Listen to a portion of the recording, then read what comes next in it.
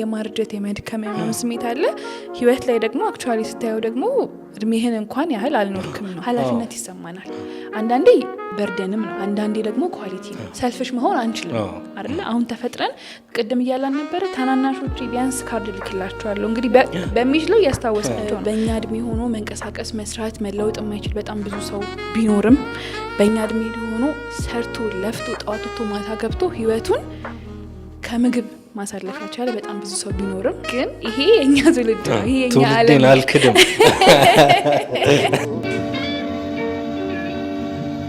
ተመልሰናል ሐረግ ፖድካስት ነው ዛሬ ስለ እድሜ እያወራን ነው ከእድሜም ደግሞ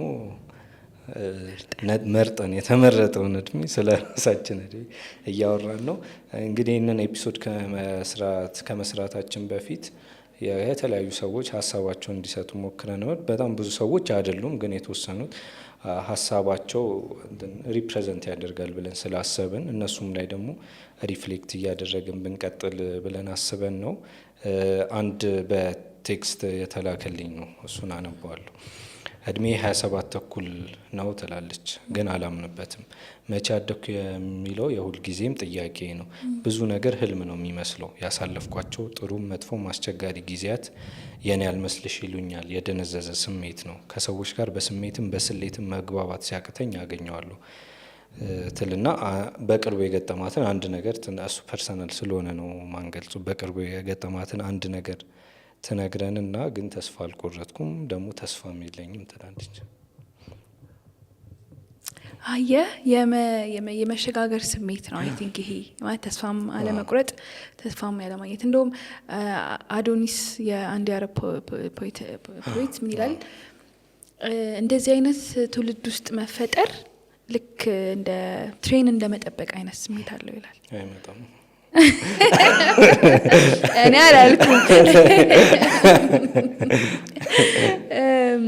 እንትን ነው ከቤትህ ወጥተሃል ቻው ብለህ ሻንጣን ይዘህ ምናምን ወጥተሃል ተነስተሃል ከዛ ደግሞ የፈለክበት አልደረስክም እየጠበክ ነው ተስፋ ማድረግ ነው ትሬን ውስጥ በቃ ወይ ዛው እንዳትቀመጥ ሳበልተህ ልብስን ቀይረህ ምናምን እንዳትሆን መንገደኛ ነህ መንገድ ይጠብቅሃል መንገዱ ደግሞ መቼ እንደሆነ አታውቅም የት እንደሚወስድ አታውቅም እና ይሄ የመንገደኛነት ስሜት የመተላለፍ ስሜት ይሄ መሀል ላይ የመሆን ስሜት አለው አይ ቲንክ የእሷም ስሜት እሱ ይመስለኛል ከዛ ውጭ ደግሞ እሱ ላይ በደንብ እናወራበታለን የመሀከል ስሜት የመሸጋገር ስሜት ምንድን ነው ምናምን የሚለውን ግን ሰው ለምንድን ነው እድሜው እንደሆነ የማይሰማው እኔ ብዙ ከጓደኞቼ ጋር እናወራለን እድሜያችን እንደዚህ ነው ግን እኔ ማስበው እንደዚህ ነው ለምሳሌ ከእድሜያችን 5-6 አመት በታች ነው የሚሰማን ስሜቱ ማለት ነው ህይወትንም እንደዛ ነው ትሪት የምናደርጋት ለምንድን ነው ብዬ ሳስብ አይ ቲንክ ኢንዲፕ እንግዲህ ነፍሳችን የምትሰራበት መንገድ እኛ ያደግንበት መንገድ ዓለም የሚሰጠን ነገር ይለያያል ግን እንደ ጀነራሊ እንደ ኮመን አድርገን ስናስበው ተመሳሳይ የሆኑ ብዙ ሰዎች ስላሉ ነው ብዬ አስባለሁ ማለት ለምሳሌ በትዳር ቅድም አንስተናል ከ25 አመት እስከ 35 አመት ያላገቡ ብዙ ሰዎች ካሉ ስለዚህ አሁን ትዳር ከ30 እስከ 40 ሊሆን ነው ማለት ነው ገባ ንብረት መያዝ አሁን ላይ ከአንድ ከ30 አመት ወጣት ቤት አለህ ምናምን ስትለው የለኝም ቢላ አይገርምህም አይደል ብዙ ቤት ሩቅ ነው ብዙ ንብረት ግን የሆነ ትውልድ ላይ ሪያላይዝ መረጋገጥ አለበት አሁን ለምሳሌ እንዳልሹ ትዳር ከአስራዎቹ ጀምሮ እኮ የነበረበት ጊዜ ነበር የምናስተውሰው የሆነ በጣም ፌድ እያደረገ ቢመጣም ለምሳሌ ትዳር በአስራዎቹ መሀከል በኋላ ወንዱም ሴቱም ያገባ ነበር ገጠር አሁንም ድረስ እንደዛ ይመስለኛል እሱ ብዙ ምክንያቶች ሊኖረው ይችላል አናነሰውም እዚህ ግን ደግሞ ከዛ በኋላ አሁን እኛ በቅርብ ስናውቀው ሀያዎቹ አጋማሽ የትዳር የመመስረቻ ጊዜ በደንብ ከፍ እያለን ስንመጣ ደግሞ ያ እድሜ ምኑም የማይያዝበት እየሆነ ይመጣና ወደ ሆነ ነገር ትራንስፎርም ያደርጋል ግን ደግሞ የሆነ ያ እስኪረጋገጥ ድረስ ደግሞ እንትን ኮንፊውዝድ የሚሆን የሆነ የማህበረሰብ ክፍል ይኖራል ማለት ወይ የሆነ ጄነሬሽን ይኖራል ማለት አዎ አይ ዝግጁም አይደለም አሁን ቅድም አንተ ኢኮኖሚካሊ እያነሳን ነበር ወንዱ በ25 አመቱ ዝግጁ አይደለም ቤት መስርቶ ኢኮኖሚካሊ ሴኩር የሆነ ቤተሰብ ለመፍጠር ሬዲ አይደለም ከዛ ደግሞ ሴቷም ደግሞ ቦይፍሬንድ ቢኖራት ቦይፍሬንዷ ሬዲ አይደለም አይደል ስለዚህ ቦይፍሬንዷ ሬዲ እስኪሆን ጊዜ ይፈልጋል ያው እንግዲህ ቦይፍሬንድ ባይሆንም ያገባት ሰው ማለት ነው ስለዚህ ብዙ ሰዎች የሚያገቡት ከዚህ በፊት ነበረ ያገቡበት ከነበረው ብዙ ሰው ያገባበት ከነበረው እድሜ ይገፋል ነው። እኮ እሱን ነው ሪያላይዝ ይደረጋል መልሽ እንደዛ ነው። ግን ደግሞ ያ ሽግግር እስኪፈጠር ድረስ ኮንፊውዥን አለ። እዛ ኮንፊውዥን ውስጥ የሚኖር ደግሞ እንትን ይኖር ጀኔሬሽን ይኖራል። እድሜውንም የኋላው ልማድ አለ። ለምሳሌ ሰዎች እርሊ ማግባት እንዳለባቸው ናሬት የሚያደርገው ልማድ አለ። ከፊት ደግሞ እየመጣ ያለው ደግሞ ቻሌንጅ አለ እና ከዛ አንጻር ነው ማረጋገጫ ነው የምልሽ። መሀል ላይ ክፍተት አለ ነው። ስለዚህ እሱ ያነሳችሁ ሁለት ሀሳብ ነው። እድሜያችንን አንኖረው ወይም አይሰማንም ቢኮዝ ኦፍ ሶ መኒ ሪዝንስ። አንዱ ይሄ ነው። ከዛ ደግሞ የመሸጋገር አይነት ስሜት አለው ነው። ስቴብል አይደለም፣ የመሄድም የመምጣትም አይነት ስሜት አለው ነው። ከዛ ደግሞ በተናንሾቻችን እኛ ኋላ ቀረነን አይደለ? በተላላቆቻችን በጣም ጸዲው ጀኔሬሽን ነን። እኛ ግን ምንድነን? አይ ዶንት ኖ ያ ከዛ ደግሞ ባሻገር ደግሞ ፊልም አድርገው ነገር አለ እንዳልሽው እድሜ የተወሰነ ያልደረስንበት የያዝነውን እድሜ ያልደረስንበት ይመስላል። በዛው ልክ ደግሞ በጣም የመድከምም የመታከት እንደ ሽማግሌ የመታከት ምናምን ደግሞ ነገር ታያለሽ። እሱ ከምን የመነጨ እንደሆነ ብዙ ምክንያቶች ሊኖሩት ይችላሉ። ግን አይ ቲንክ ይሄ ትራንስፎርሜሽንም ሊሆን ይችላል። የኤክስፔክቴሽኑ ነገሮችን የማወቅ የመረዳት በሁለት ዘመን ቀድመሽ ስታነሹ የነበረው ለምሳሌ በሚሞሪ መሀል ስትኖሪ የሚፈጠሩ ነገሮች አሉ። በነገና በትላንት መሀል ስትኖሪ የሚፈጠሩ ነገሮች አሉ እና ብዙ ሰዎች ላይ የምሰማው ነገር ነው። ሽማግሌ የመሆን ስሜት ኦልድ የመሆን ስሜትም አለው በዛው ልክ። ግን ደግሞ ህይወት ላይ በተጨባጭ ደግሞ የተያዘ ምንም ነገር የለም እንደ ህጻን ልጅ ማለት ነው። ይሄን አስቤው አላውቅም ነበር። ማለቴ በተናጥል እኮ አውርተንበታል። በጣም የማርጀት ስሜት ይሰማናል። አሁን ደግሞ በጣም ትንሽ የመሆን ማለት እድሜያችንን ያለ መምሰል ስሜት አለ። ስለዚህ የምትኖረው እድሜህማ ተረስቷል፣ ግን በጣም ፋር በሆነው የማርጀት የመድከም የምናምን ስሜት አለ። ህይወት ላይ ደግሞ አክቹዋሊ ስታየው ደግሞ እድሜህን እንኳን ያህል አልኖርክም ነው። ኖሮ የመጨረስ ኤክስፒሪየንስ የማድረግ ኢቭን የሆነ ተጨባጭ ብናደርገው ለምሳሌ ሱሳይድ የማድረግ መኖር አለመፈለግም እኮ ታየዋል። እሱ ሌላ መልክ ሊኖረውም ይችላል፣ ከዚህ ጋር ሊነጣጠልም ይችላል። ግን ደግሞ እንደዚህ አይነት የመታከት ስሜትም አለው። አይ ቲንክ ኮንፊውዥን የሚፈጥረውም ነገር ሊኖር ይችላል። ኮንፊውዥን ብዙ ፕሮሰስ ስላለው ብዙ ማሰብ፣ ብዙ መባከን፣ ብዙ መባዘን ስለሚፈልግ አትዘይንዶፍ ዘዴ ያ ትክትና ሊፈጥር መታከት ምኑንም ሳትይ የመተው ስሜት ሊፈጥር ይችላል። ያ ቅዝቃዜ ደግሞ ሽምግልና ሊመስል ይችላል። እና ሌላኛውን ደግሞ ሀሳብ እናንሳ። ያው ስማቸውን አንጠቅስም ማን እንደሆኑ፣ ግን ፈቅደውልናል ዲስከስንን እንድናደርግበት። የዩኒቨርሲቲ ተማሪ ነኝ ይላል። ምን እንደሚማርም ይነግረናል። ስነ ጽሁፍ እንደሚማር ይነግረን እና አሁን ያለውን ሁኔታ ስመለከት ነገ ከሚያስፈራቸው ሰዎች መሀል ነኝ ይላል። ዝም ብሎ ከዓለም የመገንጠል ስሜት ይሰማኛል። ሁሌም ልቤን አበረተዋለሁ፣ ሂድ እለዋለሁ፣ ግን ደግሞ ብዙ ነገሮች ልቤን ይጎትቱኛል። ሀገር እንዳለኝ አይሰማኝም። ሁሉም በተረት እንደቆመ ነገር ሲነኩት እንዳይፈርስ ያሰጋኛል። ሁሌም ምኞቴ ነገ መልካም እንዲሆን መመኘት ነው። ዓለሙ ጥንቅጧ ሲወጣ ዳር ላይ ስላለው ብቻ አያሳስበኝም ብዬ መተኛት አልችልም። እዚህ ጋር ደግሞ ዓለም ላይ የሆነው ነገር ዓለም ላይ የሆነ ያለው ነገርንም ፓርቲ የመሆን ነገር ታያለሽ እዛ ውስጥ በሱም የመብሰክሰክ ማለት ነው። ከየትኛውም ሀገር ጠብ በደል ጀርባ ውስጤ በስቃይ ይሞላል።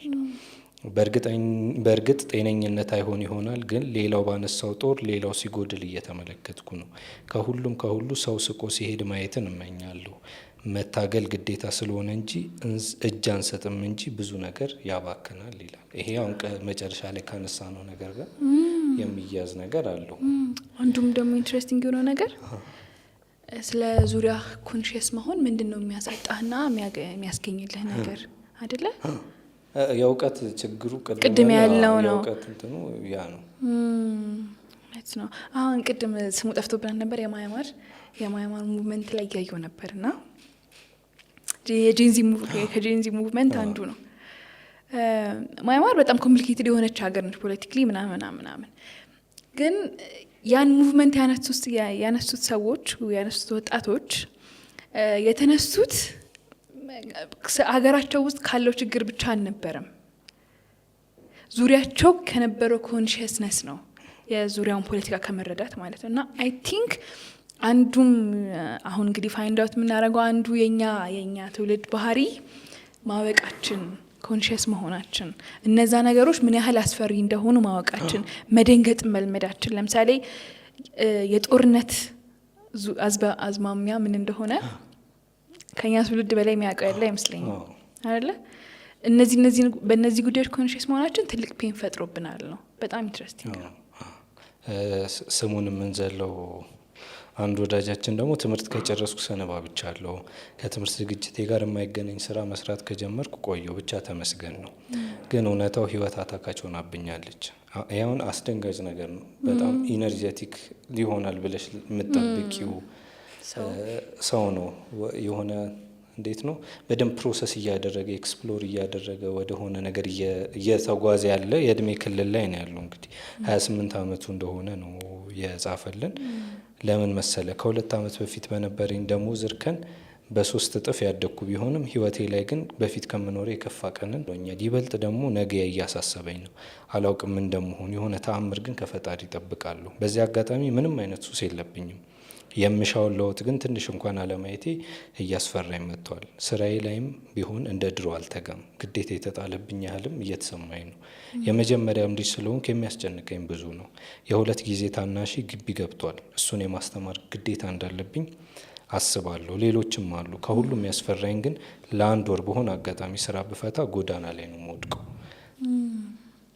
ግን እግዚአብሔር ይመስገን ጤናዬን ሰጥቶኛል እና ነገንም በሱ ተስፋ እያደረግኩ ሁሉም ጥሩ ይሆናል ብዬ እየኖርኩ ነው እልሃለሁ ብሏል።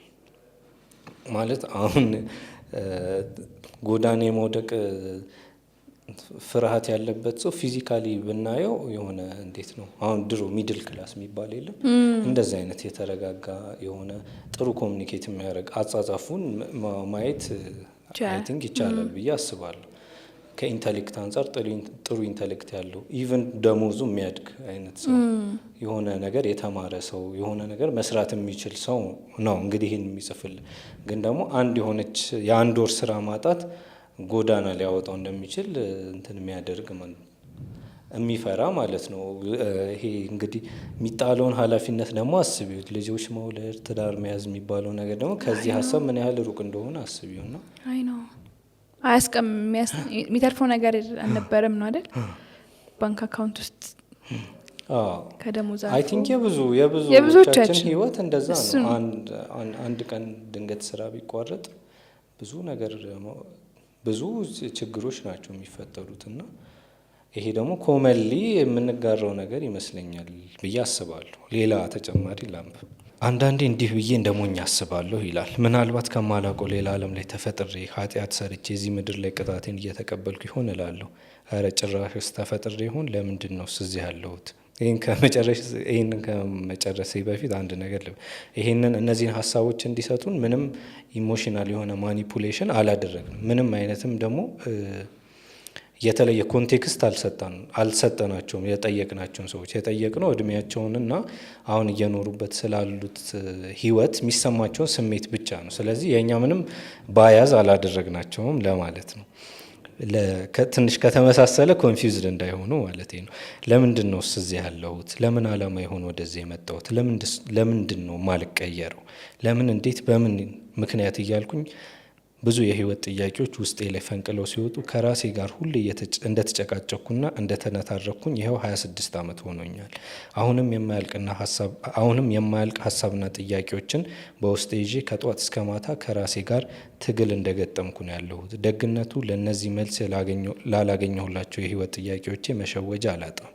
ራሴን ሶሻል ሚዲያ በመጠቀም መጽሐፍ በማንበብ ፊልም በማየት አልኮል በመጠጣት ወዘተርፈ የህይወቴን ጥያቄዎች እሸሽጋቸዋለሁ። ብቻ ምን ልበልህ፣ የልቤን ባካፍልህ አንበህ ለመጨረስ ያቅትሃል። አመሰግናለሁ ይላል። የምኖረው አዲስ አበባ ውስጥ ሲሆን 28 ዓመት ነው። ተማሪ ሆኜ በምትከፈለኝ ገንዘብ ከጓደኞቼ ጋር ዶርም ሆኜ የግቢ ምግብ እየበላሁ እየኖርኩ ነው። የኪስ ገንዘብ ተብላ በምትሰጠን ገንዘብ በቅርብ እንዳገባት ግን ደግሞ አብሮ መኖር ካልጀመሯት ሴት ጋር በተወሰኑ ሳምንት አንድ ጊዜ እዝናናባታለሁ ይላል የሚከፈለውን ገንዘብ ማለት ነው። አንዳንዴ ለእህቶቼና ለእናቴ ካርድ ልካለሁ፣ ከዛ አትዘልም። ምናልባት ትምህርት 2 ወር ስለቀረኝ ስጨርስ ነገሮች ከዚህ የተሻለ እንደሚሆን ተስፋ ይደረጋል። እያሳለፍኩት ስላለው ኑሮ እኔ ካደግኩበት በጣም የመረረ ድህነት አስተዳደግ ሁኔታ አንጻር አሁን ላይ የተሻለውን ኑሮ እየኖርኩ ነው፣ ወይም ወደፊት ደግሞ ከዚህ የተሻለ ተስፋ አለኝ። ለወላጆቼ መትረፍ ባልችል እንኳን ለራሴ ግን ቆም ያለሁና ለእኔ ቤስት የምለውን ህይወት እየኖርኩ ነው ብዬ አስባለሁ። አልሐምዱሊላህ ይላል። በሚኖርበት ስርዓት ውስጥ ስላለው ተስፋ ደግሞ ስለ ዓለም ያለኝ አመለካከት በተለይ በዚህ ቀውጢ ሰዓት አስተማማኝ ሁኔታ ውስጥ ነኝ ብለን አፋችን ሞልተን ማንነጋገርበት ነው ይልና ሌሎች ፖለቲካል የሆኑ ጉዳዮች ያነሳል። እሱን ፖለቲካሊ ኢንሴንሲቲቭ ለመሆን እየሞከርክ አስፈራርተውታል ልጅ። አይ እንትን ሌሎቹም ላይ ስፔሲፊክ ላለመሆን ከማሰብ አንጻር ነው። ጊዜ ኢንሰፕሽን የሚባለው ፊልም ውስጥ ያለን ያህል ይሰማኛል። ኢንሰፕሽን የክሪስቶፈር ኖላን ፊልም ነው፣ እንድታዩት እንጋብዛለን። በዚህ አጋጣሚ ይህንን ሪያሊቲ ዲዘርቭ እናደርጋለን ወይስ ገና ህልም ከሚመስል ለመቀበል ከሚከብደን እውነት የምንነቃበት እንቅልፍ ውስጥ ነን የሚል ሀሳብ ያወዛግበኛል። ብዙ ነገሮች ልክ እንዳልሆኑ ይሰማኛል። ምናልባት ከኛ በፊት እንደነበሩት ሰዎች ህይወት በጣር ነው ልክ የሚገባንን ያልሰጠችን። ይሄ በደንብ ዲፋይን ያደርጓል ብዬ አስባለሁ። ይህን ከኛ በኋላ እንደመጡት ትውልዶች ተፍ ተፍ ማለት ቀላል ያልሆነልን ትምህርት ብቸኛው የህይወት ማሸነፊያ መንገድ ነው ተብለን በዛ በኩል ትምህርትን እንደ ግል አዳኝ አይተን ያለፍን ግን እንደጠበቅነው ያልዳንበት የምናሳዝን ትውልዶች እንደሆን ይሰማኛል በበኩሌ። ምን ታስቢያለሽ? ሰብሰብ አድርገን ሪፍሌክት እናደርግባቸው። እሺ ልቀጥል። ሁሉም ትውልድ የየራሱ ታሪክና ትዝታ ይኖረዋል። የእኔ ትውልድ ግን የረባ ታሪክና ትዝታ የሚኖረው አይመስለኝም። ይህ ትንሽ ከፐርሰናል እንትንም ሰፋ አድርጎ ነው ያጻፈው። በብዙ ነገር የተበደለ ነው። ዝም ብዬ ሳስበው ከዚህ ትውልድ በፊት የነበሩትና ከዚህ ትውልድ በኋላ ለሚመጡ ትውልዶች እንደ መሸጋገሪያ ድልድይ እየተፈጠርን። ይሄንንም አሁን እንድትረዱት የምንፈልገው ምንም አይነት ማኒፑሌሽን ወይ ደግሞ የጠቆምነው ነገር የለም። እኛ ድልድዩ ደግሞ እድሜና ምንም የሚረባ ይህ ነው የሚባል እርባና ሳይኖረው ለዛች ፐርፐዝ ለመሸጋገሪያነት ብቻ ተሰርቶ እንደሚፈርስ አይነት ይመስለኛል። የፖለቲካ ኢኮኖሚውና የማህበራዊ ህይወቱ የተዛባበት ትውልድ አካል ነኝ። ይህ ደግሞ የሚታይ ሀቅ ነው። እናቴ ሁልጊዜ እኛስ እንደምንም ኖረናል፣ እናንተ ግን እንዴት ኑሮ እንችላችሁ እንደምትኖሩ እሱ ያውቃል ትለኛለች። እንደ አብዛኛው ወጣት ማለት ከ25 እስከ 34 አካባቢ እንዳለ ነው የመጣልኝ አጋጣሚ ሁሉ ለመጠቀም እሞክራለሁ። ተመርቄ ስራ ይዣለሁ፣ ከጎን ሌላ ስራ እሞካክራለሁ። ደሞዜ ግን በ10 ቀን ያልቃል። ይህ ድግግሞች ነው የሚቀጥለው። በጣም የሚያናድደው ግን ይህ እውነት የኔ ብቻ አይደለም፣ በእኔ ዘመን ያሉ ወጣቶች ሁሉ እውነታ እንጂ ስርዓቱ ለእኔ ምንም ፌቨር አይሰራልኝም፣ እንደ እንጀራ አባት ነው። መጨረሻ ላይ የሚያነሳት ስቴትመንት በጣም ኢንተረስቲንግ ነች። ብቻ በአጭሩ የእኔ ትውልድ ከመጽሐፉ ላይ የጎደለ ምዕራፍ ነው። ወይ ገጹ ጠፍቷል አሊያም ደግሞ አልተካተተም። ስሜ ከላይ ከሚነበበው በቀር የተለምዶ ቅጥያ የለውም። የአባቴን ስም ለመሸከም የበቃ አይደለሁም እና ይላል በኮቴሽን ውስጥ። በ30ዎቹ መጀመሪያ ከእናቴ ጋር የሆነ ከተማ እኖራለሁ። ከተማውን መጥቀስ ስለማያስፈልግ ነው። መምህር ነኝ። ሌላ አንድ ከተማና ሌላ አንድ ከተማ ጠርቶ ሁለቱ ከተሞች እየተመላለስኩ በጥሩ ክፍያ የፈረንጅ ቋንቋ አስተምራለሁ። የልጅነት ምኞቴ ጋዜጠኛ መሆን ነበር። መምህርነት ግን የሚወደድ ሙያ ሆነልኝ። እድሜ በጨመረ ቁጥር ጓደኞቼና ሱሶቼ እየቀነሱ መጥተዋል። አሁን አንድ ጓደኛና የንባብና የቡና ሱስ ብቻ አለብኝ። ሰውና ስነ ግጥም ከነፍሴ ያፈቅራለሁ። ክሽፈቶቼ ከሚያመጡብኝ የህሊና ወቀሳ እግር ኳስ በሚባል ማደንዘዣ አመልጣለሁ። ብዙ ጊዜ ደስ አይለኝም። ያልታከምኩት የአባቴ ሐዘን ድባቴ ውስጥ እንደሚከተኝ አስባለሁ። መኖር ታክቶኝ ያውቃል፣ ግን መበርታት ብቻ ስለሚያድነኝ ዘወትር ወደ ነገ አሻግሬ አያለሁ። እድል ከቀና ለሳቅ አልሰንፍም። ለመኖር ደስተኛ መሆን ግዴታ እንዳይደለ አውቃለሁ እና ደግሞ መሰንበት ደግ ነገር ይመስለኛል፣ በተለይ በጤና። በዚህ ደግሞ ፈጣሪ ተመስጋኝ ነው። ይኸው ነው ይላል። ይሄ ፖዘቲቭ ነው። እንደውም አለው ሆነ ነገር ግን አለው ግን እንደውም እንግዲህ እሺ ጨርስ። አንዳንዴ የምኖር ህይወት ቀልድ ነው የሚመስለኝ። ስማቸውን አጋጣሚ ስላልጠየቅናቸው ነው የማናነሳው። ስማቸውን መጥቀስ ያልፈለግነው ፍቃዳቸውን ስላላገኘ ነው። የስማቸውን ፍቃድ ማለት ነው። አንዳንዴ የምኖረው ህይወት ቀልድ ነው የሚመስለኝ። የሆነ ጊዜ ፉርሽ ተብሎ ኢትስ ኦኬ እንደ አዲስ ትኖሪዋለሽ የምባል ይመስለኛል። የምኖርበት ስርዓትና አጠቃላይ ዓለምም እንዲሁ እንዳልኩ የማያስቅ ቀልድ ይበዛዋል። ኢፍትሐዊነቱና ፌር አለመሆኑ ተደምሮ ግር ያሰኘኛል ይላል። እነዚህ ናቸው እንግዲህ ሀሳቦቹ በአንድ ቀን ውስጥ ያገኘነው ነው። ከዛ ባሻገር ለዲስከሽን የሚጋብዝ እንደሆነ አይተንበታል ጉዳዩ። ከዚህም የሰፉ የጠለቁ በተለይ ደግሞ ኤክስፐርቲዝ ያላቸውን ደግሞ ዲስከሽኖች ቢኖሩት ይበልጥ ብዙ ነገር የምንረዳበት ኢቭን መፍትሄ የምናገኝበት ነው። አሁን እኛ ሶሉሽን ላንሰጥ ስለምንችል ማለት ነው። ያው ሀሳቡ ላይ ነው የምንነጋገረው። ና እንዴት አየሻቸው?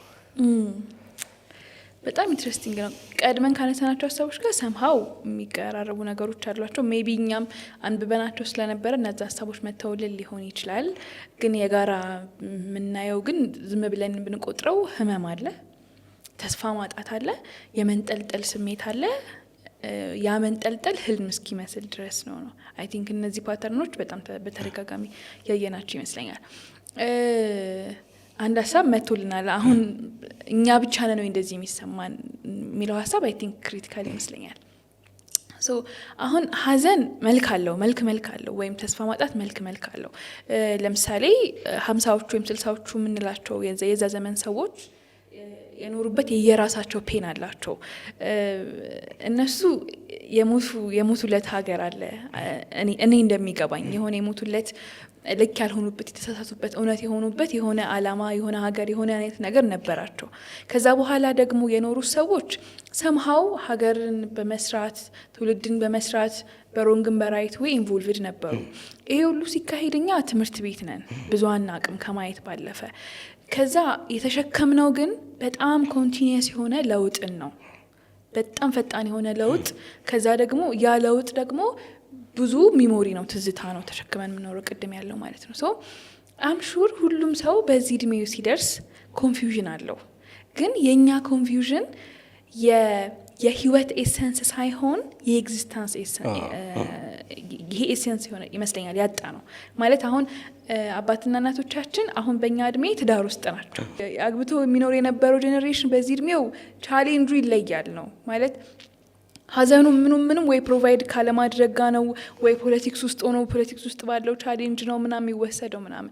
አሁን የኛን ለየት የሚያደርገው ብዬ የማስበው የመንጠልጠል ስሜት ነው ያለው ነው፣ ያለ መድረስ ስሜት ያለው ነው። ሀዘኑ ከዚህ የሚመነጭ የመንሰፋው ኢንሴፕሽን ሲነሳ አንድ ሰው ምለ ህልም መኖር ህልም ስታየው እውነት ነው የሚመስልህ።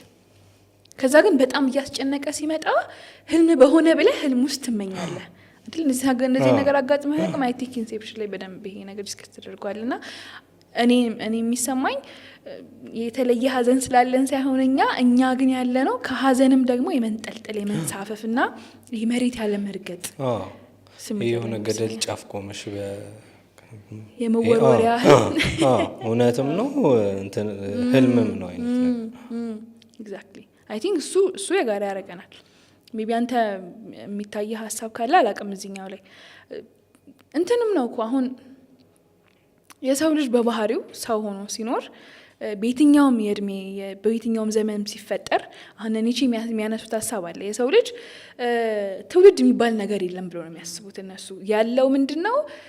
ራንደም ነው ሰው የሚኖረው። በቃ አሁን እኛ 25 ዓመታችን ወይም ከዛ እንደዚህ ሬንጅ ውስጥ ነን አይደለ? የዛሬ 60 ዓመት በዚህ እድሜ የነበረው ሰው ያለ ሰው በሌላ ትውልድም ቢፈጠር አንድ አይነት ኤክስፒሪየንስ አለው ብለው ያስባሉ።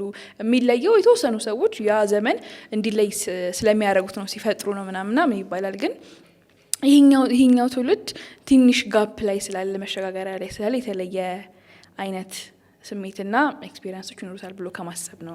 ኦብቪየስሊ ደግሞ ታሪካዊ ክስተቶች ፖለቲካልም ሆነ ኢኮኖሚካል ሌሎች ሶሻል ክስተቶችም ሊከሰቱ ይችላሉ። እነዚያ የሰው ልጅን ታሪክ ኢንዲቪጁዋልስ የሚያስቡትን ለነገሮች ያላቸው ግን ኢቨን ፍርሃትና ደስታ ተስፋ የሚፈጠሩበት የራሳቸው ታሪካዊ ዳራ ሊኖራቸው ይችላል።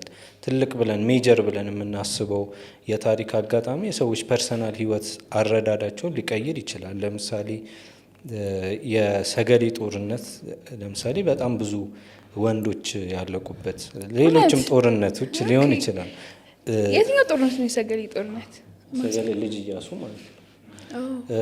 አጋጣሚ ሆኖ የሰገሌ ጦርነት የተነሳበት ጊዜና የህዳር በሽታ የሚባለው በሽታ የተነሳበት ጊዜ በጣም ተቀራራቢ ነበር እና በዛ ምክንያት ብዙ ሰዎች ይሄ እንትኑ ጦርነቱ ብዙ ሰዎች ገደለ።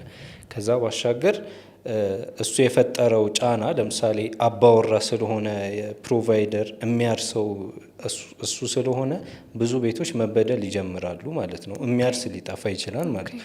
ስለዚህ የቤተሰብ ኤግዚስተንስ ሁሉ ጥያቄ ውስጥ ሊገባ ይችላል። ከዛ በኋላ የተነሳው የህዳር በሽታም በጣም ብዙ ሰዎችን ገድሏል። በዛ ምክንያት ትልቅ የሆነ ሶሻል ቼንጅ የተፈጠረበት አይነት ነው። ኢቭን የበሽታውም አይነት በፊት ኢትዮጵያውያን የሚታመሙት አይነት በሽታ አይደለም። እንደዚህ አይነት ፓንደሚኮች ብዙ ይፈጠራሉ፣ ግን ደግሞ ያው ከአኗኗር ጋር የሚገናኝ ነገር ነው። ለምሳሌ በውሃ የሚነሳ ሊሆን ይችላል፣ ከአመጋገብ ጋር የሚነሳ ሊሆን ይችላል። እንደዚህ አይነት በሽታዎች ናቸው እንጂ ከከብቶች ጋር ከአኗኗሩ ጋር የሚመሳሰሉ ያ ትንሽ መልኩ ለየት ያለ ስለነበረ በጣም ብዙ ሰዎች ብዙ ወንዶች ስፔሲፊካሊ ሞተዋል። በዛ ምክንያት የቤተሰብ መዋቅሩ ምናምን ብዙ የሚዛባ ነገር አለ። ሌሎችንም ሂስቶሪካል ነገሮች ብናነሳ እንደዚህ አይነት ፋክት አይጠፋቸውም እና እነዚህ አይነት ትልልቅ ሜጀር የሆኑ የታሪካዊ አጋጣሚዎች የሰው ልጅ ሕይወት ላይ ትልቅ ፋክተር ይኖራቸዋል። ኢቨን የከተማ አወቃቀር ላይ አሁን ይሄን ስፓኒሽ ፍሉ ማለት የህዳር በሽታ አንድ ዶክተር መሰለ ተሬቻ የሚባሉ ሰው እያሉና ከመዓዛ ብሩ ጋር አንድ ኢንተርቪው ነበራቸው። ይሄንን ቀድሜ ያነሳሁትንም ጉዳይ ያነሱታል። ከዛን አውሮፓ ውስጥ በዚህ በስፓኒሽ ፍሉ ምክንያት በህዳር በሽታ ምክንያት ይሄ መስኮቶች መስፋት እንደጀመሩ፣ ሰፋፊ መስኮቶች መሰራት እንደጀመሩ ያወራሉ እና እንደዚህ አይነት ሜጀር የሚባሉ አጋጣሚዎች በሰው ልጅ ህይወት ላይ የራሳቸውን የሆነ ፍርሃትም ተስፋም ሊጭኑ ይችላሉ። ለምሳሌ አሁን በኮቪድ-19 እንኳን ብናይ ኮቪድ አውሮፓ ውስጥ በጣም ብዙ ሰዎችን ገሏል። አውሮፓ ውስጥ እንዳጋጣሚ ብዙ አዛውንቶች፣ ብዙ ሽማግሌዎች ስለነበሩ በዛ ምክንያት ኢሚዩኒቲያቸው ደካማ ስለነበር ብዙ ሰዎች ሞተዋል። ይሄ ዲሞግራፊውን ይቀይራል፣ ብዙ ነገሮችን ይቀይራል ማለት ነው እና ከዛ አንጻር ነው በጣም ብዙ ፋክተሮች አሉ የሰው ልጅን ህይወት ለመቃኘት። አንቺ ፐርሰናሊ የምትኖሪ ህይወት ላይ ኢኮኖሚካል ስርዓቱ ቀጥተኛ የሆነ ኢፌክት አለው። ፖለቲካል ስርዓቱ ቀጥተኛ የሆነ ኢፌክት አለው። ለምሳሌ ስጋትም ይሁን ሰላም፣ ደህንነትም ምቾት የሚሰማሽ እነዛ ነገሮች ሊተሳሰሩ ይችላሉ። የእኛን ህይወት የሚቃኘው ፐርሰናል የሆኑ ፌኖሜናዎች ብቻ አይደሉም ማለት ነው እና ከዛ አንጻር ነው የእኛ ትውልድንም በተለየ መልኩ የምናነሰው ለማለት ነው። ራሱን የቻለ በጣም ትልልቅ ቼንጆች የነበሩበት፣ ትልልቅ ትርጉሞች፣ ትልልቅ አዳዲስ ቃላት የተፈጠሩበት። ለምሳሌ ቅድም ሴፕቴምበር 11ን አንስተሻል። ሴፕቴምበር 11 ሽብርተኝነት የሚባልን ቃል የፈጠረበት እሱ እኮ ኢፌክቱ እኛ አስተዳደግ ውስጥ እኮ ታይቷል። ለምሳሌ እንደ መበሻሸቂያ ምናምን ሙስሊም ሆነች ስታድጊ ይሄ እንትን እያልኩ ሃይማኖታዊ እንትን የለውም፣ ግን ዝም ብዬ ምሳሌውን ነው ማነሱ። ለምሳሌ ሽብርተኝነትን ከዛ ጋር ማያያዝ፣ ጺሙ ያደገ ሰው ሲታይ እንደዚህ አይነት እንትን መፍጠር ምናምን የተጀመረው እኮ በዛች ታሪካዊ አጋጣሚ ምክንያት ነው አይደለ? እና እነዛ ነገሮች የራሳቸው ፋክተር ይኖራቸዋል። ከዛ አንጻር የተለየን ትውልዶች ልንሆን እንችላለን ማለት ነው። ዘፋክት አሁን እኛ እያወራን ያለነው ራሱ ስለ ትውልድ አይደ ማለት አክቹዋሊ ትውልድን አይተካም። አንድ ትውልድ ይሄኛው ትውልድ ከ18 ዓመት እስከ 35 ዓመት ያለው ትውልድ ነው። ስፔሲፊክሊ ይሄን ዘመን ደግሞ እኛ ስፔሲፊክሊ መርጠን ያወጣ ነው። ግን እስኪ ኢቨንቶቹ ላይ ብናወራባቸውስ ይሄንን ትውልድ የሰሯቸው ኢቨንቶች አንዱ ሴፕቴምበር 11 ብለናል። 2008 ይሁን እንደዛ አካባቢ የተነሳ ኢኮኖሚካል የሆነ ግሪክ ነው ትዝ የሚለኝ እሱ ወሬ። ግሪክ በጣም ከባድ ኮላፕስ ውስጥ ገብታ ነው። ከዛ ግሎባላይዜሽኑ አለ። ግሎባላይዜሽን አለው በጣም የዲጂታል ሚዲያ መጀመር አለ። ቅድም ያለው ለዓለም መከፈት መጣሉ አለ። ከዛ ፖለቲካሊ ደግሞ የሄድንበት መንገድ አለ። ከዛ ደግሞ አንዳንድ የትውልድ የምንጋራቸው ሰዎች ደግሞ ፖለቲካሊ ኢንቮልቭድ ሆነው ለምሳሌ የኦሮሞ ሙቭመንት ብናይ እኩዮቻችን ናቸው። ከዛ ደግሞ ዩኒቨርሲቲ ከነበርን በጣም ትራውማታይዝድ የነበርን ይመስለኝ ዩኒቨርሲቲ በዛ ወቅት ዩኒቨርሲቲ የነበሩ ሰዎች በጣም ኮሽታ ያለባቸው ሰዎች ነበሩ።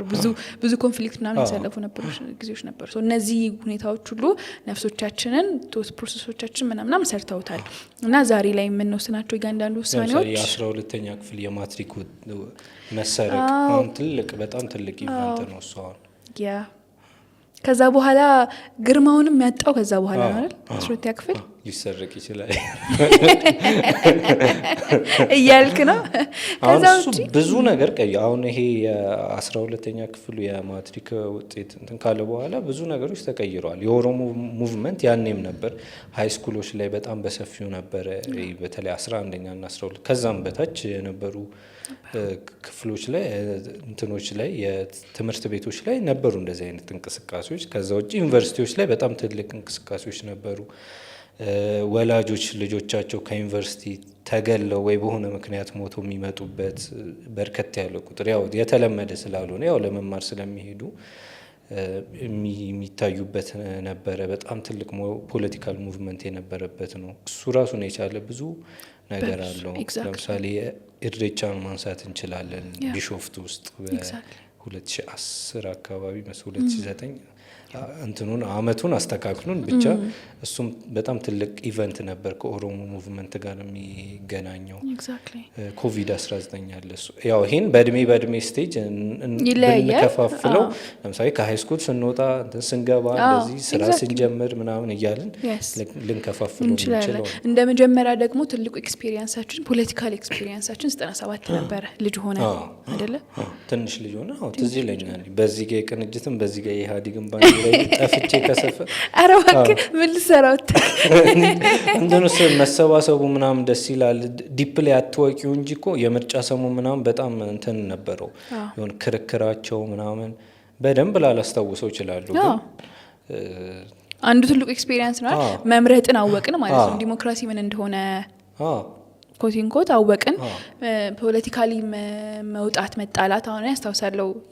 የ97 ትልቁ የውጤት አናውንስ የተደረገበትና በጣም ኃይለኛ ግጭት የነበረበት ጊዜ ላይ ከትምህርት ቤት ወጥተን በጣም ትንሽ ልጆች ነን። ከትምህርት ቤት ወጥተን በእግራችን ለቤት ድረስ መሄድ ነበረብን እና በጣም ረጅም መንገድ እና ያን ሁሉ መንገድ የሞቱ ሰዎች እያየን ምናምን ሄድ ነው። የተቃጠለ እንትን አዲስ አበባ ውስጥ ታክሲ የተቃጠሉ ታክሲዎች፣ ባሶች ምናምን የፈራረስ ድንጋይ በጣም ብዙ ምናምን። አሁን እሱ አይ ቲንክ ብዙዎቻችን የምንጋራው የመጀመሪያው ይሄ በጣም ሆት የሆነ የፖለቲካል ስፔስ ነበረ። ከዛ በኋላ ድምጻችን ይሰማ፣ ጂሃዳዊ ሀረካት፣ አዲስ አበባ ባግዳድ እነዚህ ተርሞች ዝም ብሎ ራንደም ሊጠሩ የሚችሉ ይሆና ሊመስል ይችላል። ግን ደግሞ በጣም ከሜሞሪያችን ጋር የተሳሰሩ ናቸው። የወንዶች ጉዳይ አይ ነው። አሁን የወንዶች ጉዳይ ራሱ እኮ በጣም ብዙ ነገር አለው። እዚያው አንገባበትም። ግን የወንዶች ጉዳይ ላይ የነበሩት ካራክተሮች ራሳቸው ብዙ የሚነግሩ ስለ ትውልዱ ብዙ የሚነግሩ ነገሮች ነበሩ አይደለ? ስደተኛ የሆነ ትውልድ ነበረ ምናምን። አሁን እንደውም ረዴት አሰፋ ታውቂዋለሽ? አንድ ግጥም አሉ ስለ ወንዶች ጉዳይ። የወንዶች ጉዳይ የዘመን ፌስታል ብሎ ይገልጻል።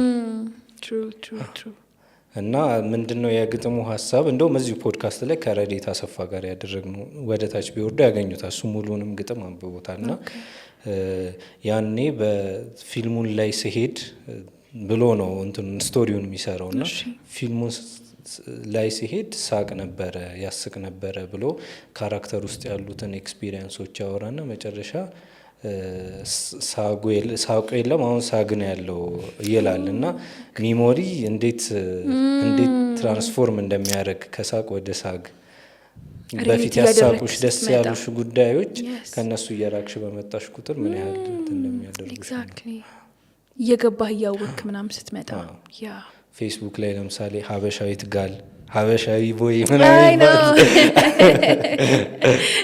እዛ ውስጥ የሆነ ጉርምስና ምናምን ነበር። አዎ እንዴ የሶሻል ሚዲያ ኢንተራክሽናችን ደግሞ ሌላ ታሪክ ነው። ከሙቪ ደግሞ ሳንወጣ ቅዳሜ ታላቅ ፊልም ብቻ አልነበረማ፣ በብዙ መንገድ ነው የሰራን።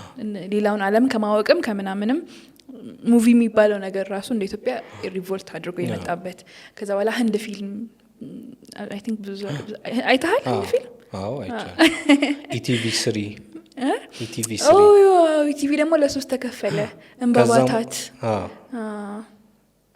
ኢቲቪ3 አሁን ሲከፈል ትዝ ይለኛል። አታስታውስም? ኢቲቪ3 ለምሳሌ ፊልሞችን ማሳየት ጀመረ። ኢንተርቴንመንትን ብቻ ኮንሱም የምታደርጊበት አንድ የቴሌቪዥን ቻናል ለብቻው ተከፈተ። ብዙ ነገሮች ገመና ሰው ለሰው ያው እነዚህን የምናነሳቸው ስቴጅ አላቸው። ለምሳሌ የ97 ምርጫ በጣም ብለርድ የሆነ ሊሆን ይችላል ሚሞሪያችን። በጣም ትንሽ ልጆች ልንሆን እንችላለን። ያው ለማስታወስ ያክል ትንሽ ልጅ አንሆንም፣ ግን ያን ያህል አናላይዝ ላናደርገው እንችላለን። ከዛ በኋላ የወንዶች ጉዳይም ከዛ የተወሰነ አመት በኋላ እንደተለቀቀው የወንዶች ጉዳይ 1 2 3 ለካ ነበረው 2 አለ እኮ እነዚህ ነገሮች አሁን ሰርተውናል ነው። ብዙ ኢቨንቶች ነበሩ። አይ ቲንክ አሁን ሚዲያው አሁን አንዱ የተሰራንበት ትልቁ ነገር ሚዲያ ነው ማለት ነው። ብዙ የምናስታውሰው ነገር እሱ ነው። እና ብሔረሰቦች የሚለው ኤግዛክትሊ ወይ ወይ እሱ በጣም ብዙ ነገር አለው። የመለስ ሞት ለምሳሌ ሞር ኮንሸስ እየሆንን የመጣ ነው ፖለቲካሊ። አይ ቲንክ ፎርማል መሆን አለብን። የቀድሞ ጠቅላይ ሚኒስትር መለስ ዜናዊ ከሞቱ በኋላ ነው። እኔ የእንትኑ ኢቭን የለቅሶ በየቀበሌው ነበር። ዘፈኖቹ በጣም ትዝ ይሉኛል። ምነው ሞት ክፉ ተመኘ እስከ ዜማው ትዝ ይለኛል። እነዚህ ሁሉ ሚሞሪዎች አሉ። ከዛ በኋላ እሱም የራሱን የቻለ ትራንዚሽን ነበረው ፖለቲካሊ። አዲስ ጠቅላይ ሚኒስትር መጣ። ከዛ በኋላ ዲጂታል ዓለሙም እየተነቃቃ መጣ። የድምጻችን ይሰማ በሁለቱ መሀል የነበረ እንቅስቃሴ እንደሆነ አስታውሳለሁ። በደንብ እንትን እያለ የመጣው ግን ከኃይለ ማርያም መመረጥ በኋላ ነበር። እነዛ ነገሮች ነበሩ። ጂሃድ ያረጋት ቅድም ዶክመንተሪዎቹ ራሳቸው ለምሳሌ ስኳርና ዘይት ሸማቾች መሸጥ መጀመሩ እኔም አስታውሰው ነበር። አሁን የሆነ አይነት ነው የሚመስለውና ለካ ድሮ ነበርኩ ያሰብኩት ነው። ይገርማል። እሺ ነገር ነው። ዴክ ላይ ደርሳል ትንሽዬ። እኔ አስታውሳለሁ ቤት ነበረ። ከዛ ሲዲ እየተከራየን ደግሞ በጣም ብዙ ህንድ ፊልም፣ በጣም ብዙ ተከታታይ ፊልም ምናምን ማየት ጀመረ። ካሴት ኮንዶሚኒየም ተመዝግበን አንተ ትንሽ ቤት በጣም ይሽ ሆነ። ኮብልስቶን ኢንተርፕረነርሺፕ ተብሎ ኮብልስቶን ነበር። በጣም በየሰፈሩ ለምሳሌ ኮብልስቶን በጣም ትልቅ እንትን ነው። አሁን ኢቨን የከተማነት ልምምዶችን ካመጡ ነገሮች ማለት ለምሳሌ ኮንዶሚኒየም አንዱ ነው። የመሬት እያለ ሲመጣ ከተሞች ላይ የሚኖረው ሰው እየበዛ ሲመጣ የቤት ተጠቃሚነትም ኢቨን እኮ አሁን በጣም ከባድ ሆኗል። ያኔም እንግዲህ ከባድ ነው ማለት ነው። አስቢው። አይ ነው እየከበደ መጥቶ ነበር ማለት ነው። እና ኮንዶሚኒየም ለምሳሌ ለዛ ሲባል 97 ኮንዶሚኒየም ላይ ተመዘገቡ። ኮብልስቶን በየሰፈሩ ሲነጠፍ የተማሩም ያልተማሩም ከዩኒቨርሲቲ አሁን ይሄ የትምህርት እኮ ሪዲፋይን የተደረገው ያኔ ነው። በቃ ኢንተርፕረነርሺፕ ውስጥ ተሳተፉ እየተባለ ግን ስቲል መማር የሆነ እንትን ነበረው። ኤግዛክትሊ ስዋግ ነበረው። ጤና በጣም ይሹ ነበር አይደለ? የስነ ተዋልዶ ማስታወቂያዎች እና ሀያት የኤድስ ክበብ ኤችአይቪ ራሱ ባይ ዘ ዌይ ካምፔን የሚባለውን ነገር እኛ ያወቅ ነው። አይ ቲንክ ኤችአይቪ ከካምፔን ጋር በተገናኘ በተለይ ሚዲያ አጠቃቀም ከዛ ማህበረሰብ እርስ በርስ የመታወቅ ጉዳዮች ምናምን የተነሱበት በጣም ትልቁ ኢቨንት አንዱ ኢቨንት ነበር። ፍቅሬ ሆይ እስቲ ያረፍ እንመርመር ሊላት በዚህ ልክ በቃ አርቲስቲክ የሆኑ መላ ኤግዛክት መላ አይ ነው ፊልሞች ይሰሩ ነበር። እንትን አሁን እኮ ከሱ ጋር በተያይዘ የተሰራው ዩኒቨርሲቲ የተሰራው ምን ነበረ? ፍቅር ሲፈርድ ነው። እኔ እንጃ እንደዛ ነገር ቀዝቃዛው ላፈ ነው። በጣም ሜጀር ከሆኑ ሚሞሪዎች ውስጥ ነው። የኛም ያው ሁላችንም እንጋራዋለን። ይሄ የእድሜያችን ግን ሊለያይ ይችላል። ያው በልጅነቴ ትዝ ይለኛል በጣም ልጅ ባልሆንም ግን ቀዝቃዛ ወላፈን ትዝ ይላል። አድገኑ ላይ አይተነዋል በደንብ። እነዚህ ሁሉ ኢቨንቶች አይደል ዛሬ ያለውን አደልት የሚባለውን ይሄን ሰው እነዚህ የሚባሉ ሰዎችን ሰሩን። ይሄ ሰው ካራክተራይዝ ቢደረግ አሁን ከኛም ከመጡት ሀሳቦች ከሰበሰብናቸውም ከጓደኞቻችን ቁጭ ብለን ከምናነሳውም ደግሞ ኮመን የሆነ ባህሪ አለው ነው አይደለ? ሲጠቃልል ይሄኛው አደልት በዚህ ነገር ውስጥ ያልፋል ነው። እንደ ካራክተር ደግሞ አይ ቲንክ ብዙዎቹ ጋር አለ ብዬ የማስበው በየትኛውም አይነት ፔን ውስጥ ቢያልፍ ተስፋ መቁረጥ ውስጥ ቢያልፍ የሆነ ፐርሰናሊቲ ግን ገንብቷል ብዬ አስባለሁ። ፐርሰናሊቲ አለው። በጣም ቆንጆ ነገርን ብዬ የማስበው ይሄኛው ትውልድ እሱ ነው ማለት በጣም ግዴለሽ ሆኖ ልክ አሁን እኛ ምቾት እንደሚነሳን አይነት ካራክተር ዲጂታል ሚዲያ ላይ የምናየው አይነት ካራክተር እንዳይፈጥር ወደ ኋላ የሚይዘው ደግሞ ሞራል ምናምን የሚባል ግራውንድ አለው። እሱም ከነዛ ሚሞሪዎች የሚመነጭ ነው። የተለያዩ ስርዓቶችን የመረዳት ይሄ የተረጋጋ አይነት ብዙ ያልፈጠነ አይነት ኢንቫይሮንመንት ውስጥ የማደግ ከዛ ባሻገር ለምሳሌ ንባብ የእንትኑ አካል ነበር። አሁን መጽሔቶች መጽሐፍት ኢቨን ትንሽ ጎርመስ ስትይኮ የምትዝናኝባቸው አንድ መንገዶች ናቸው። ይሄ ስፔሲፊካሊ ይሄ ብቻ ነገሩን አምጥቶታል ብቻ ሳይሆን ግን ከዚህ በተሻለ መረጃ የሚገኝበት ፍጥነት እሱ በራሱ እንትናችን ሳይኮሎጂካሊ ጫና ስላለው ማለት ነው። ለምሳሌ አሁን መረጃዎች በጣም ፍሎ ያደርጋሉ ቶሎ ብዙ ነገር ኮንሱም እናደርጋለን፣ አንዱንም አንይዘውም። ስለዚህ የተበታተነ ነገር ነው። ያ ደግሞ ትንሽ ሰብስታንሻል እንድትሆኝ ያደርግሻል። የተረጋጋ ኢንፎርሜሽን ሳምንቱ ሙሉ የምታስቢው ለምሳሌ ሳምንቱ ሙሉ የምታስቢው ከዛን ቀጣይ ሳምንት የምትጠብቂው 120 ዝንቅ አለ። እነዚህ ነገሮች በራሳቸው ማተር ያደርጋሉ። አንድ ነገር ሀፕን አድርጎ ተከታዩ ነገር ለምሳሌ አንድ ወንጀል ተፈጽሞ እንትኑ ላይ እስኪፈረድ ድረስ ብዙ እንትን የለም፣ ብዙ አይነት ኢንሲደንቶች አትሰሚም፣ ብዙ አይነት ዜናዎች እና እነዛ ነገሮች ላይ የመቆየት ነገር አለ ማለት ነው።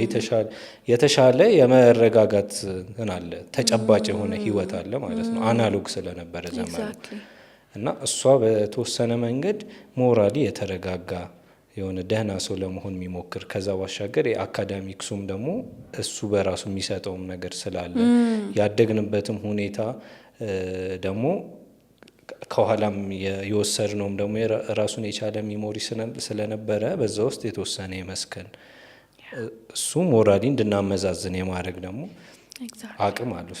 እዚህ ጋር ደግሞ ከዲጂታል ሚዲያው ጋር በደንብ ነገሮችን ኤክስፕሎር ለማድረግ ለመረዳት አቅም ያገኘንበት ጊዜ ላይ ደግሞ ዲጂታል ሚዲያ በጣም ከሚገርም ፕሮግረስ ጋር ይመጣል ማለት ነው። ስለዚህ ሁለቱ ነገሮች ራሳቸውን የቻሉ ፓራዶክስም አላቸው። ከዛ ባሻገር እንድታይና እንድትይዥ የሚፈቅዱልሽ ነገሮች አሉ እና ለዛ ነው ለምሳሌ ስግጥፍም ምናምን የሚል ሀሳብ ኔጌቲቭ ነው እያልኩም ፖዘቲቭ ነው እያልኩም አይደለም፣ ግን በዛ ውስጥ ብዙ ናሬቲቮች ስላሉ ማለት ነው።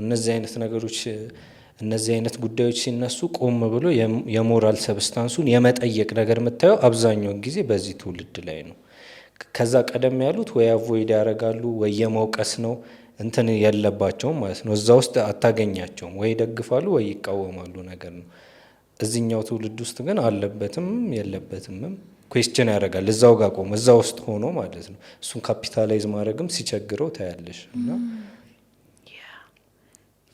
አንድ ያልከው በጣም ኢንትረስቲንግ ሀሳብ ሰዎች ከሚሰሩባቸው ነገሮች ውስጥ አንዱ መረጃን የሚያገኙበትና እሱም ፕሮሰስ የሚያደርጉበት መንገድ ነው። በጣም ኢንትረስቲንግ ቆይታው ራሱ ማተር ያደርጋል የሚያገኙበት ያንን መረጃ የሚያገኙበት በጣም ትክክል ነው። አሁን የመረጃ ፍሎና አሁን ማተር የሚያደርጉ መረጃዎች ከዛ መረጃዎቹን አግኝተን ፕሮሰስ የምናደርግባቸው መንገዶች በደንብ ሰርተውናል። እሱ አንዱ ነው። ከዛ ደግሞ ሰዎች ቫሊዎቻቸው የተቀየሩ ሲመጡ አሁን በዚህ እድሜ ክልል ውስጥ ያሉት ሰዎች ምን ነው ቫሊዩ የሚያደርጉት የሚለው ነገር በጣም ማተር የሚያደርግ ይመስለኛል። ይድረሱበትም አይድረሱበትም። ምክንያቱም አንድ ሰው አንዱ መመዘኛው ምንን ከምን ያስበልጣል ነው አይደለ? ለምሳሌ በህይወትህ አንዳንድ ጊዜ በጣም ትልቁ ማተር የሚያደርገው ነገር የሆነን ነገር ኦን ማድረግ ሊሆን ይችላል፣ ወይም መፍጠር ሊሆን ይችላል፣ ወይም ያንን ፈጥሮ በጣም ሀብታም መሆን ሊሆን ይችላል። የሆነው ጄኔሬሽን ይሄን ይጋራል ብዬ አስባለሁ፣ በዚሁ በእኛም ሆኖ። አንዳንዱ ደግሞ በቃ ለሱ በጣም ስኬት ማለት ለቤተሰቦቹ ደርሶ የቤተሰቦቹን ህይወት ቀይሮ በቃ እነሱ ሲደሰቱ ማየትና መመረቅ ሊሆን ይችላል። ይህም አንዱ የኛ የዚህ ዘመን ቫልዩ ነው እና በዚህ ውስጥ ደግሞ ኃላፊነትን በጣም ነው ፕራዮሪታይዝ የምናደርገው። ኃላፊነት ይሰማናል። አንዳንዴ በርደንም ነው፣ አንዳንዴ ደግሞ ኳሊቲ ነው። ሰልፍሽ መሆን አንችልም አይደል? አሁን ተፈጥረን ቅድም እያላን ነበረ ታናናሾቼ ቢያንስ ካርድ ልክላቸዋለሁ እንግዲህ በሚችለው ያስታወሳቸው ነው። ብዙዎቻችን ቤተሰብ ካለን ስለ ቤተሰቦቻችን እናስባለን፣ ኃላፊነት ይሰማናል። አይ ቲንክ እድሜው እያነሰ በመጣ ቁጥር የመጡ ጄኔሬሽኖች ሞሮፍ እነሱ ዓለም ፊት ማረጋገጥ የሚፈልጉት ብዙ ነገር ይኖርባቸዋል። ያን ነው ፐርሱ የሚያደርጉት እና ኃላፊነት ውስጥ መኖር፣ ለቤተሰብ መኖር፣ ቫልዩ ይሄ አሁን ላይ እኔ አለኝ ብዬ የምኮራበት ነገርና ከኔ በእድሜ በጣም የሚያንስ ወይም በጣም የሚበልጥ ምን አለ ሲባል የሚናገረው ነገር ይለያያል። አሁን ለምሳሌ አሁን አሉ ታናናሾቼ የየቀን እንትናቸው በጣም ጸዴው የሚመዝኑበት ነገር የኢንስታግራም ፎሎወሮቻቸው ናቸው። እንጠቀማለን እኮ ኢንስታግራም፣ ግን ቫልዩዎቻችን በእነዚህ ዲፋይን የተደረጉ አይደሉም። አንድ ነገርን የማሳካት ግዴታ ላይኖርብን ይችላል። ህይወት ላይ የህይወት ፐርፐዙ መኖር ብቻ ሊሆን ይችላል። ምልሽ በጠበቅሹ ልክ ላይሆን ይችላል። እሱን መገንዘብም ያስፈልጋል ብዬ አስባለሁ። አንድ ነገር እንዲሳካ የራሳችን ጥረት የራሳችን ፍላጎት ብቻ ላይሆን ስለሚችል ማለት ነው ዋናው ነገር። ስለዚህ የመኖርን እንደ ግብ መያዝ እንደ ጎል መያዝ ጥሩ ነው ብዬ አስባለሁ። ከኖርኩ መቼ አነሰኝ። አይ ቲንክ አንድም ያው በጣም የተገደዱ ብዙ ሰዎች ይኖራሉ በቤተሰብ ጉዳይ፣ ግን ቤተሰብ አንደርስታንድ ማድረግ የሚችል ይመስለኛል። ወይም ደግሞ እኛ ባይ ዲፎልት ራሳችን እንደዛ ሰራ ነው እንጂ ምናልባት የኛ በሰላም መኖር፣ የኛ በህይወት መኖር፣ የኛ በሰላም ወጥቶ መግባት ብቻ ሊሆን ይችላል ለቤተሰቦች ሪዋርድ የሚሆነው። ገባህ አባባሌ? ነሰሰርሊ የሆነ ተአምር መፍጠር ላይ ይጠበቅብን ይችላል። ከቻልን ጥሩ ነው፣ ከሞከርን ጥሩ ነው። ስራ ላይ የሚያጋጥሙ በጣም ብዙ ሀስሎች አሉ። ለሆነ ጀኔሬሽን እኛ በጣም ትንሽ ልጆች ነን ለትልልቆቹ እና መድረሳችን ቫልዩ አይደረግም። ትልቁ አንድ ማስተዋለው ነገር አሁን አንተ በዚህ እድሜ የምትሰራው ስራ ካንተ በ20 በ30 ዓመት የሚበልጥ ሰው አንተ በዚህ እድሜ መስራትህ ኢንሴኪዩሪ ሊያደርገው ይችላል። አንተ ለሱ በጣም ትንሽ ነህ፣ እንዴት በዚህ እድሜ እኔ በሱ እድሜ የሆነ ነገር እያደረግኩ ነበር ብሎ በራሱ ላይ ሪፍሌክት ሊያደርግ ይችላል። የሚገርመውም ነገር ደግሞ እንደዛ ነው። አሁን ይሄ በጣም ለእውቀት ለስኪል በጣም ኤክስፖዝድ የሆነ ትውልድ ነው። ራሳችንን ምሳሌ ወይ ዙሪያችን ያሉትን ምሳሌ ልናደርግ ምናምን እንችላለን። በሆነ አጋጣሚ በጣም ከትልልቅ ሰዎች ጋር ሊሆን ይችላል ምንሰራው ወይ ደግሞ የሚሰራው ብዙ ሰው በተለይ በዚህ ትውልድ ውስጥ ያለን ሰዎች ማለት ነው። ግን ደግሞ እንዳልሽው ነው በጣም ኢፌክቲቭ ብዙ ነገር የሚያውቅ በፊት በዚህ እድሜ በንጽጽር ማለት ነው ብዙ ነገር የሚያውቅ ብዙ ነገር የሚሞክር የብዙ ስኪል ያለው ሰውም የምታይበት እድሜ ነው። ኤግዛክትሊ እነዚህ ነገሮች ቅድም እንዳልነው ኢንካውንተር ቻሌንጅ ሊሆኑ ይችላሉ። ለምሳሌ እኔ አሁን ፐርሰናል ኤክስፒሪየንስ ብነግርህ በጣም እርሊ ተመርቄ ትልቅ የሚባል ኢንተርናሽናል ድርጅት ውስጥ ገብቼ ትልልቅ ሰዎች ናቸው እንዳለ የሚሰሩት። በእኔና ትንሽ በሚባለው ሰው መሀል ያለው የታይም የእድሜ ልዩነት ከ10 ዓመት በላይ ነው። እሱ እንደ ወጣት ነው ትሪት የሚደረገው እዛ ቤት ውስጥ።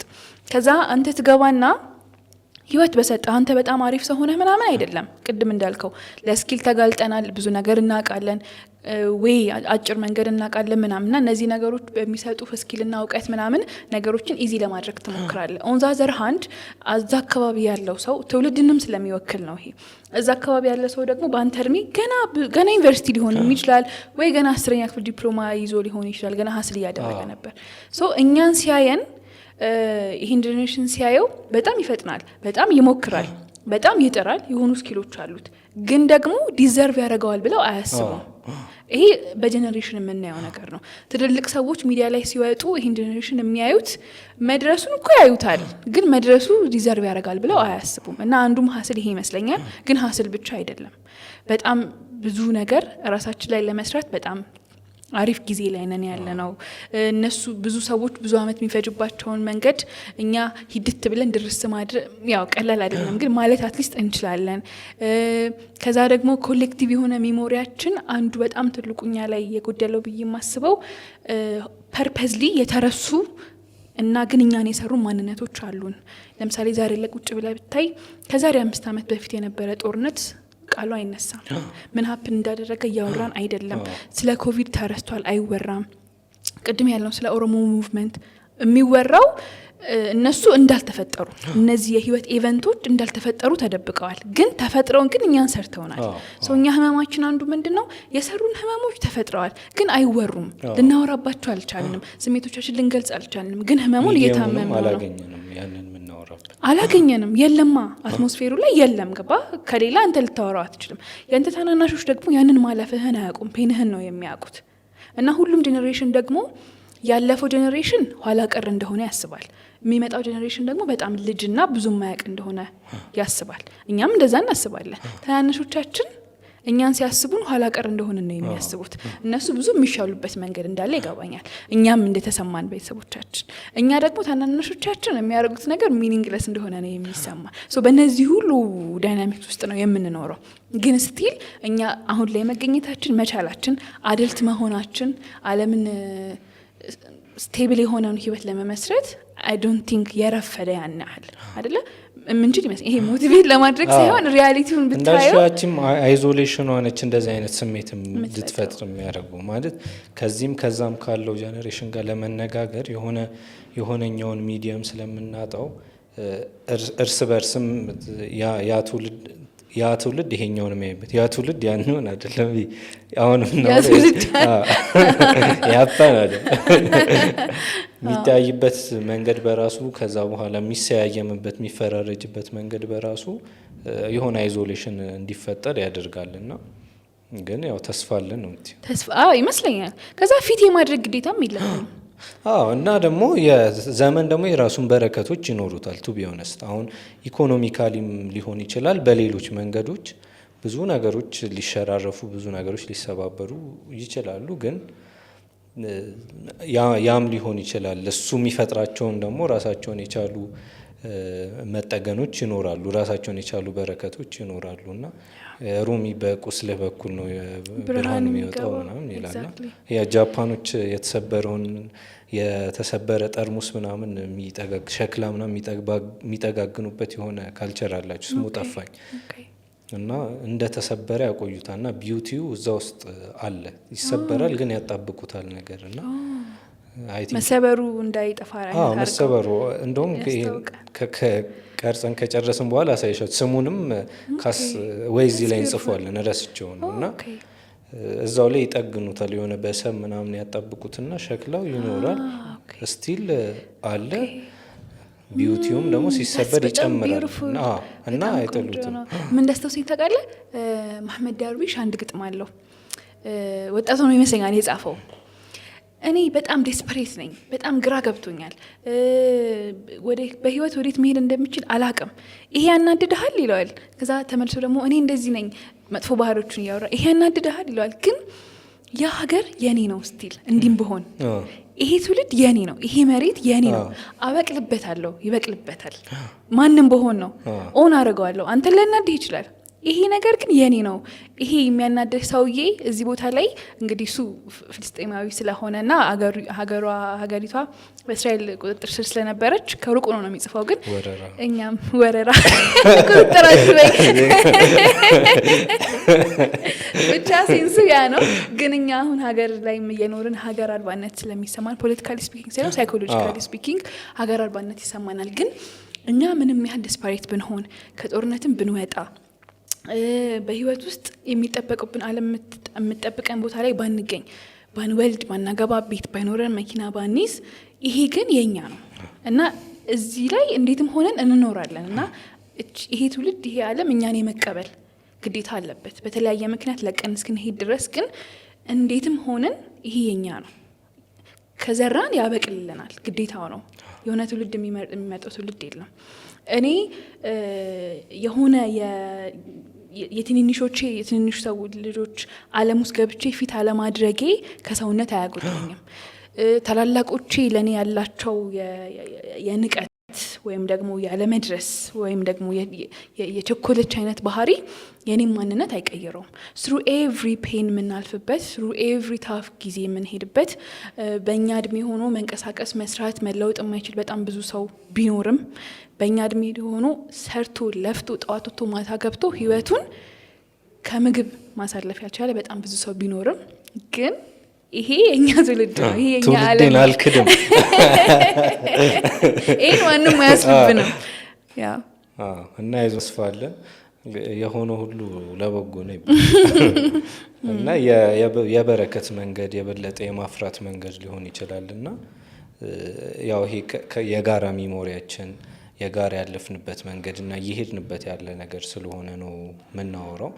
ያው ኮመንሊ የሚሰማንም ስሜት የሆነ ብርሃን የመምጣት ዋዜማ ሊሆን ይችላል። እና ያው ሁሉ ነገር የሚያልፍ ነው፣ ሁሉ ነገር የሚስተካከል ነው። ባይስተካከልም ችግር የለውም፣ ባያልፍም ችግር የለም። እኛ እንኑር ብቻ፣ እኛ እንኑር። ኮሜንቶቻችን አሁንም የሰጡን ሰዎች በደንብ ነው የሚሰማን፣ እነሱ የሚሰማቸው ስሜት አንድም ሆነ በሌላ መልኩ በደንብ ነው የሚሰማን። ግን የልባቸውን ደግሞ ክፍት አድርገው ስላወሩን አይደል we are grateful። ይሄንን ዲስከሽን በዚህ መልክ እንዲሆን አንድ ትልቅ አይ ቲንክ ግብአት ሆኗል ብዬ አስባለሁ። እና ለሰጣችሁን ሀሳብ በጣም እናመሰግናለን። ሌሎችም ሰዎች ደግሞ ሀሳብ አለን ብለው ካሰቡ ስፔሲፊካሊ ደግሞ ሳይኮሎጂካሊ ሊሆን ይችላል በስፔሲፊክ በሆኑ ዲሲፕሊኖች ደግሞ ይሄን ነገር መተንተን ሊኖርብን ይችላል ብለው የሚያስቡ ሰዎች ደግሞ ካሉ መድረካችን ክፍት ነው። በመጨረሻ ምታስተላልፍ ለነበረን ቆይታ አብራችሁን ስለቆያችሁ እናመሰግናለን። ይሄ ሀረግ ፖድካስት ነው። ሰብስክራይብ ብታደርጉ የበለጠ ፕሮዳክቲቭ እንሆናለን። በደንብ ብታዩን ማገዣ መንገድ ነው። ይሄንን ሀሳብ ደግሞ ይረዱታል፣ ይፈልጉታል፣ ዲስከስ ያደርጉበታል ብላችሁ የምታስቧቸው ሰዎች ደግሞ ካሉ ሼር ብታደርጓቸው፣ ሀሳባችሁንም ዲስከስ ብታደርጉና ደግሞ የደረሳችሁበትንም ነገር ደግሞ ኮመንት ብታደርጉልን እንወዳለን እና እናመሰግናለን። አብራችሁ ስለቆያችሁ ሰብስክራይብ አድርጉ። እስከ ሳምንት አትሉም? አይደለም በቃ እስከ ሳምንት ቸርን ሰንብት።